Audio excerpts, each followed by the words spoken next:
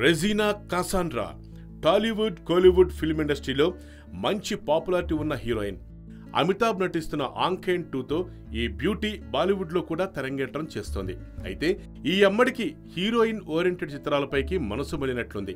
రీసెంట్గా ఓ showroom opening కోసం తిరుపతికి వచ్చిన ఈ భామ మీడియా ముందు తన మనసులో మాట బయటపెట్టేసింది.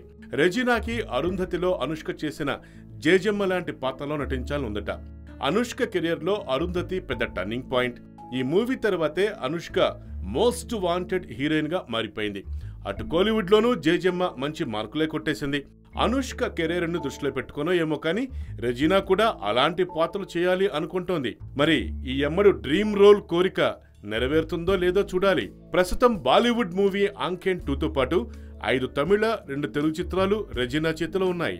పవర్ స్టార్ పవన్ కళ్యాణ్ దసరా నాడు తన కొత్త సినిమాను లాంఛనంగా ప్రారంభించాడు.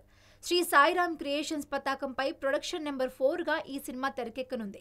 ఇప్పటికే గోపిచంద్ ఆక్సిజన్ సినిమాను నిర్మిస్తున్న శ్రీ సాయిరామ్ క్రియేషన్స్ బ్యానర్ పవన్